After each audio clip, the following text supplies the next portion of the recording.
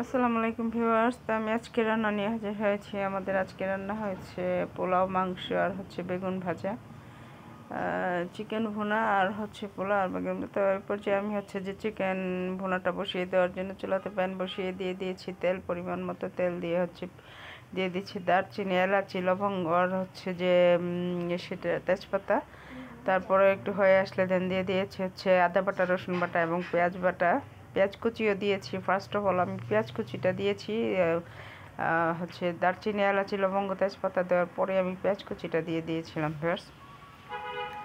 দেন আমি হচ্ছে যে আদা বাটা, রসুন বাটা আর হচ্ছে যে পেঁয়াজ বাটা দিয়েছি পরে। আর সেগুলো একটু কাঁচা গন্ধটা দূর হয়ে গেলে, মানে একটু কষিয়ে আসলে দেন আমি দিয়ে দিয়েছি হলুদের গুঁড়া, মরিচের গুঁড়া, ধনের গুঁড়া, পরিমাণ মতো জিরার গুঁড়াও দিয়ে দিয়েছি।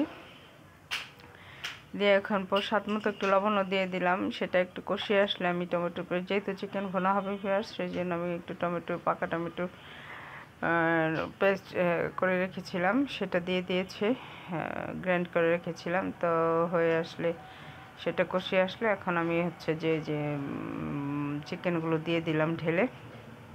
এখন চিকেনগুলো আমি একটু ফুল আঁচে রেখেছিলাম, তারপর হচ্ছে আমি একটু অল্প আঁচে দিয়ে এখন জালে দিয়ে দিয়েছি। আর এদিকে হচ্ছে যে পাশের চুলাতে প্যান বসে আমি পোলাওটা বসিয়ে দিয়েছি, সেই জন্য চুলাতে প্যান বসিয়ে তেল দিয়ে হচ্ছে দারচিনি, এলাচি, লবঙ্গ, তেজপাতা দিয়ে তারপর আদা বাটা, রসুন বাটা দিয়ে আমি একটু ভাজা ভাজা করে আসলে দেন পোলাও চালগুলো ভেজে নিয়ে দেন পোলাও চালগুলোতে পরিমাণ মতো ফুটানো পানি দিয়ে দিয়েছি। আর এদিকে পোলাওটা হতে হতে আমি এদিকে বেগুনগুলোতে মশলা মেখে নিচ্ছি, আর এদিক দিয়ে একটু মশলা মাখাচ্ছি, তরকারিটা দেখে নিচ্ছি।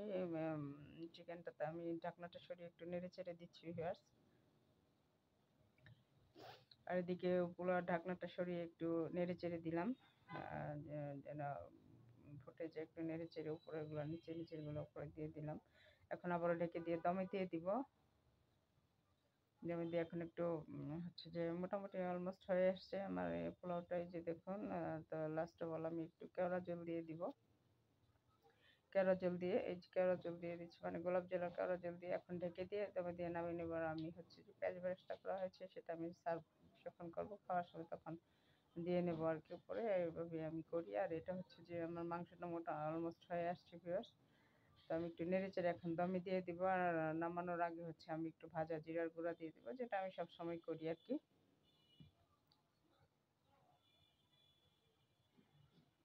তো আর এইদিকে চুলাতে প্যান বসিয়ে পোলাওটা আমার অলরেডি হয়ে গেছে। আর সেই পোলাওটা নামিয়ে এখন আমি হচ্ছে যে চুলাতে ফ্রাই প্যান বসিয়ে দিয়ে দিয়েছি তেল পরিমাণ মতো, এবং বেগুনগুলো আমি এখন দিয়ে দিলাম তেলে। বেগুনগুলো দিয়ে দিলাম, দিয়ে একটু ঢেকে দিব, উল্টে পাল্টে একটু ঢেকে দিব। তো বেগুন ভাজি হতে তো খুব বেশি টাইম নেয় না ভিউয়ার্স। আমার বেগুন ভাজিটা ইতিমধ্যে হয়ে গেছে। এখন একটু ঢেকে দিয়ে কয়েকটা কাঁচামরিচ দিয়ে দিলাম। কাঁচামরিচটা দিলে আর অন্য কাঁচা মরিচের একটা ফ্লেভার আসে বেগুন ভাজিতে, এটা আমার কাছে দারুণ লাগে। তো দিয়ে দিলাম। এই যে এখন হয়ে গেছে আমার বেগুন ভাজি। তো আজকে রান্না আমার এই পর্যন্ত। আর ওইদিকে তো তরকারিটা হয়ে গেছে, আমার চিকেনটা ভুনা হয়ে গেছে। তো ভালো থাকবেন সবাই, আল্লাহ।